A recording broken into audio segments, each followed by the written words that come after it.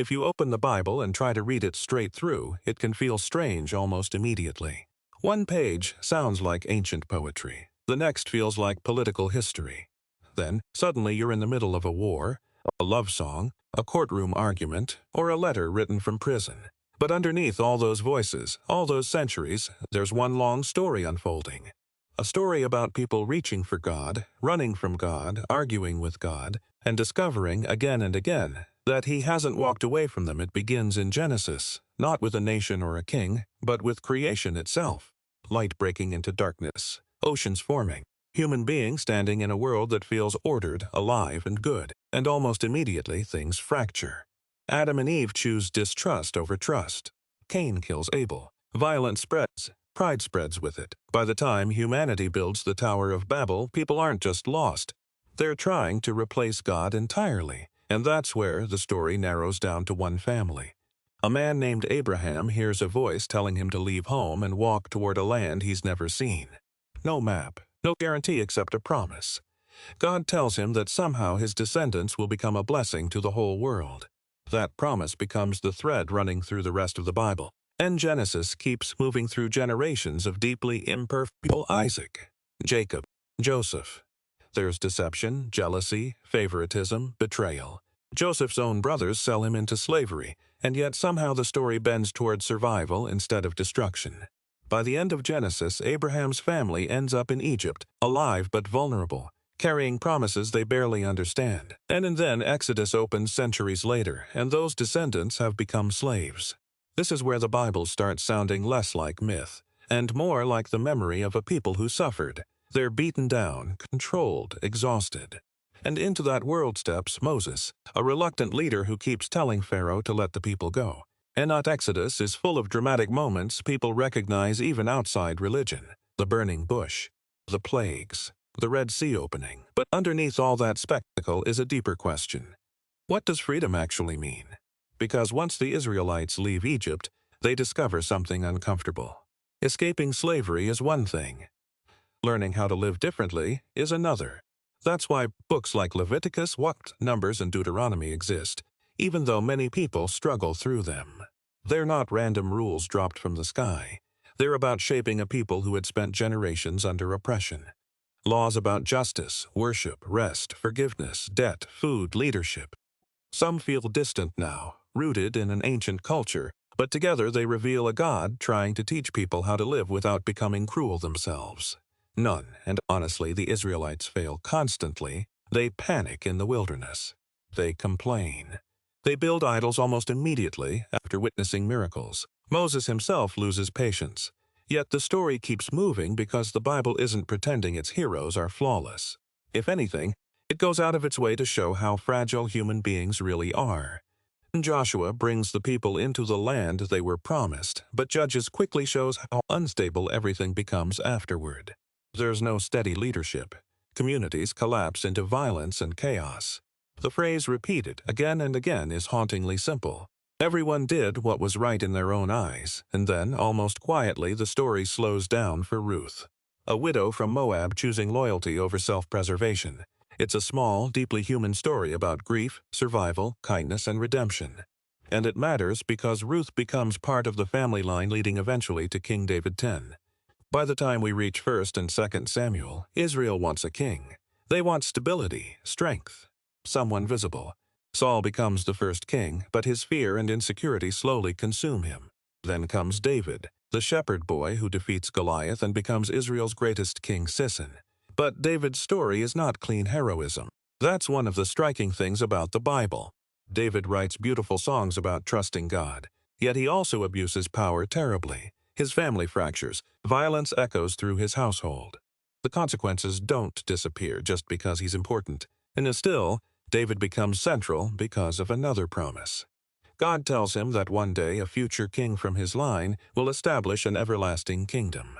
At the time, nobody fully understands what that means.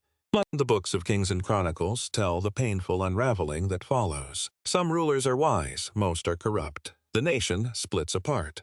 Prophets rise up warning that injustice, greed, and empty religion are destroying the people from the inside. Eventually, enemies invade. Jerusalem falls. The temple is destroyed. Families are dragged into exile, and for a moment, it feels like the entire story is over. But the prophets keep speaking into that darkness. Isaiah talks about hope beyond judgment. Jeremiah weeps over a broken nation, while still believing restoration is possible. Ezekiel describes visions of dry bones coming back to life. Again and again, these books insist that failure is not the final word. The exile changes the emotional tone of the Bible. Earlier books often feel loud and public, full of battles, kings, crowds, and national crises. But now there's this ache underneath everything. People are far from home, wondering whether they've lost not only their land but their identity. In books like Daniel show what faith looks like in a foreign empire. Daniel and his friends are surrounded by pressure to compromise, to blend in completely, to serve power above conscience. And yet they keep holding on to God in quiet, stubborn ways. Sometimes through courage, sometimes through prayer, sometimes simply by refusing to bow, and then, eventually after decades in exile, some of the people return to Jerusalem. Ezra and Nehemiah tell that story. It's less triumphant than you might expect. The city is damaged, the walls are broken. The temple isn't what it once was. The people themselves are divided and weary. Nehemiah rebuilds walls with one hand while watching for enemies with the other. Ezra reads the law aloud to people who realize how far they've drifted. There's hope here, but it's fragile hope. Restoration doesn't happen all at once, and tucked among these historical books are deeply personal voices. Esther tells the story of a young Jewish woman navigating danger inside the Persian Empire, risking her life to save her people from extermination. God's name is never directly mentioned in that book, which is fascinating because his presence is still felt through coincidence, courage, timing, and survival. And then there's Job. Job almost feels like the Bible stopping to wrestle openly with suffering. A good man loses his children, his wealth, his health, almost everything, and his friends keep trying to explain it away with simple answers. Maybe you sinned. Maybe you deserved it somehow. But the book refuses easy explanations, and Job cries out in confusion and grief. He questions God directly. And instead of punishing him for asking hard questions, the story allows the questions to stand. That honesty matters. The Bible doesn't treat pain like a math equation. The Psalms continue that emotional honesty. Some are joyful songs of worship. Others sound exhausted, angry, lonely, terrified. One moment, David is praising God under the stars. The next, he's begging for help while hiding from enemies in caves. These poems survived because they sound human. They give language to emotions people still feel thousands of years later. In Proverbs shifts into practical wisdom. Short observations about speech, money, relationships, work, discipline, pride. It feels grounded in ordinary life. Ecclesiastes, though, sounds almost startlingly modern. The writer looks at ambition, pleasure, success, even wisdom itself, and asks whether any of it truly satisfies. There's a weariness in that book, a man standing in the middle of achievement and realizing it still doesn't solve the deeper hunger underneath. Then Song of Songs appears like a sudden burst of intimacy and poetry, celebrating love, desire, beauty, and human connection. Its inclusion reminds people that the Bible isn't only about law, tragedy, and prophecy.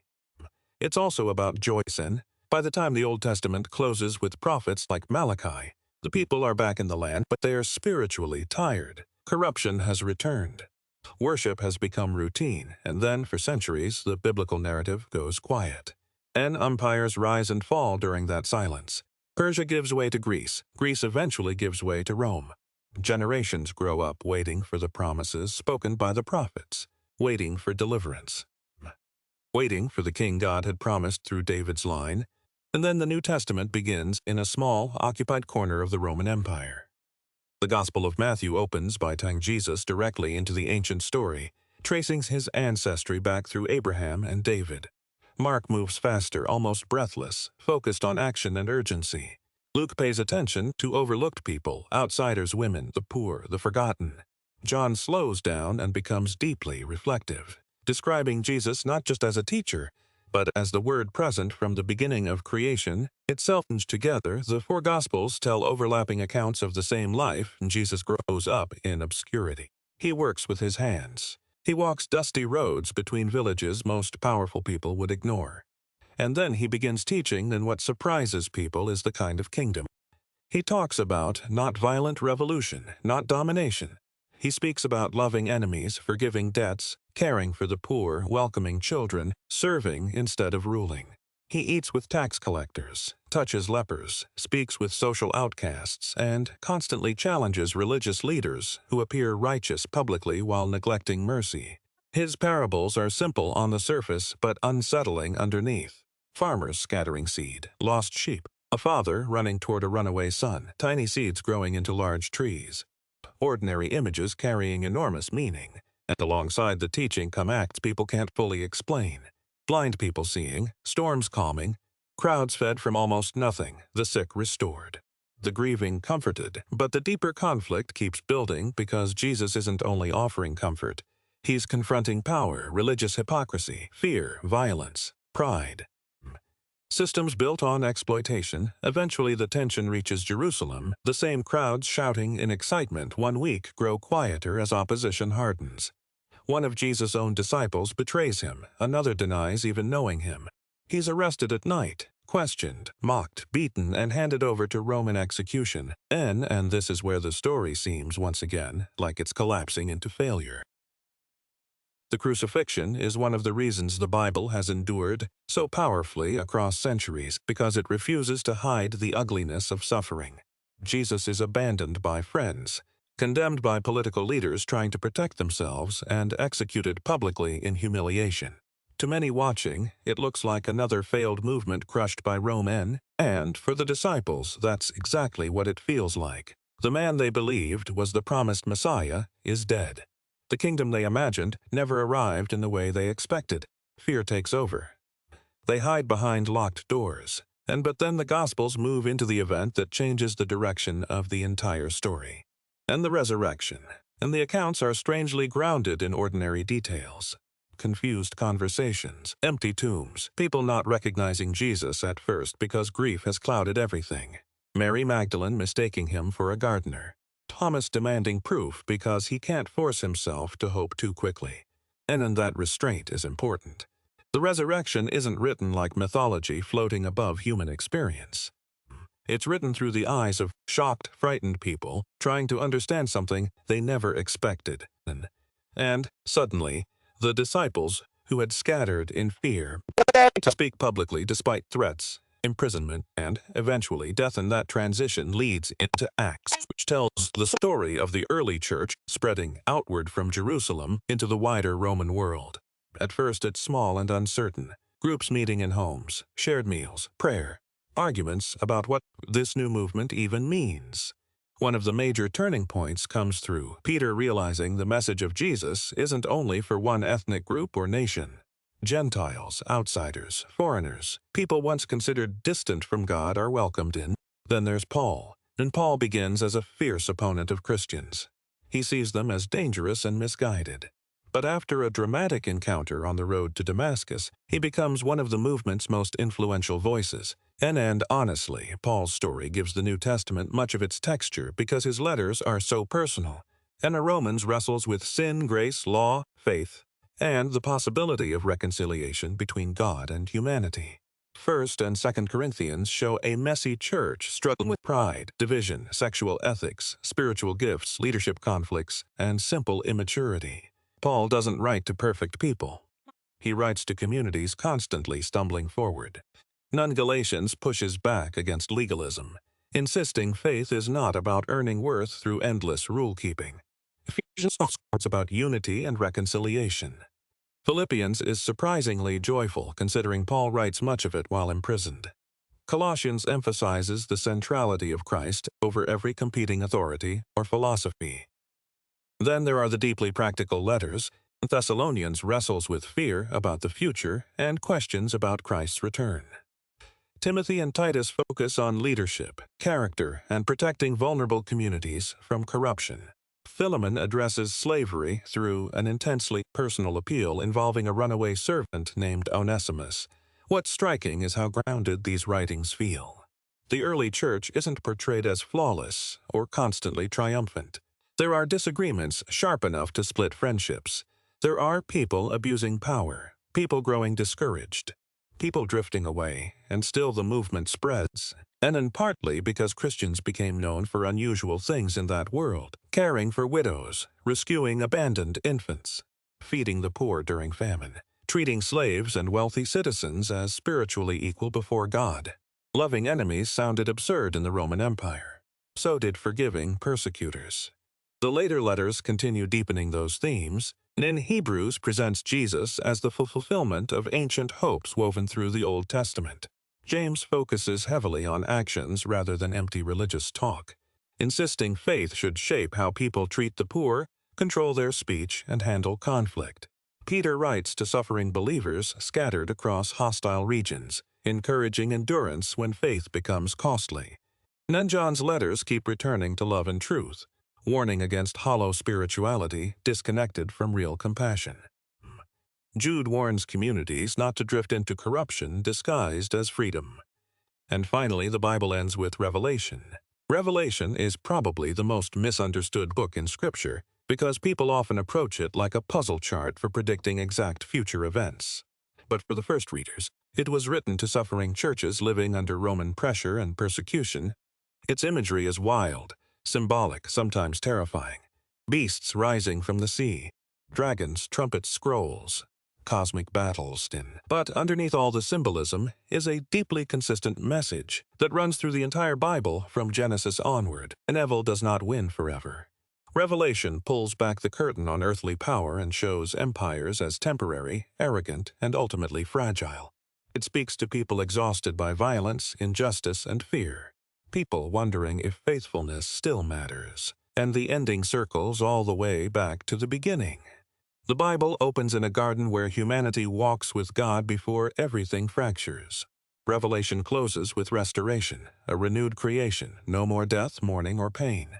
Separation healed. That's the larger shape of the whole Bible when you step back far enough to see it. Creation, fall, and exile, and redemption, restoration.